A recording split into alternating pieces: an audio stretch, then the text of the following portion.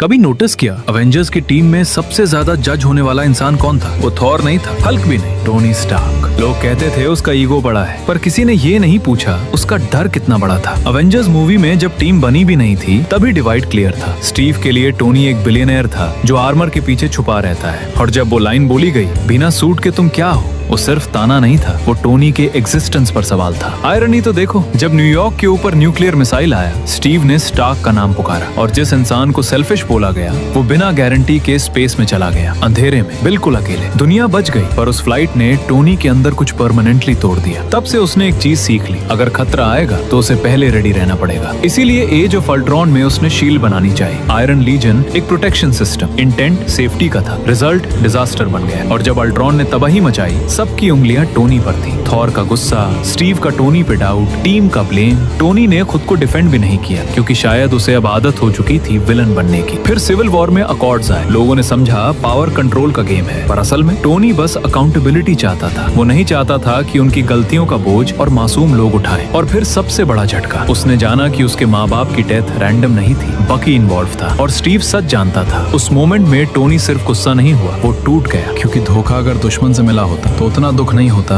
जितना अपनों से मिलने पे होता है। इन्फिनिटी वॉर में भी देखो, टाइटन पर जब आर्मर के टुकड़े टुकड़े हो रहे, टोनी थैनोस के सामने खड़ा था। वो भगा नहीं, क्योंकि हीरो बनना उसका शौक नहीं था, रिस्पॉन्सिबिलिटी लेना उसकी आदत थी। एंड गेम में जब उसने स्टीव को आर्क रिएक्टर दिया, वो सिर्फ आर्ग्यूमेंट नहीं था, वो सालों का अनकहा पेन था। और फिर फाइनल मोमेंट में वो स्नैप। इस बार कोई प्लान भी नहीं था, कोई बैकअप नहीं, सिर्फ एक इंसान जिसको हमेशा मिसअंडरस्टूड किया गया। लेकिन जब वक्त आया, उसने पूरी यूनिवर्स का बोझ अपने हाथ में ले लिया। तब जाकर लोगों को समझ आया, टोनी परफेक्ट नहीं था, वो इनसिक्योर था, वो भी घबराता था, वो परफेक्ट भी नहीं था, लेकिन जब भी दुनिया को जरूरत पड़ी, वो हमेशा फ्रंट लाइन में खड़ा था। और शायद इसीलिए अवेंजर्स को उसे समझने में सबसे ज्यादा वक्त लगा।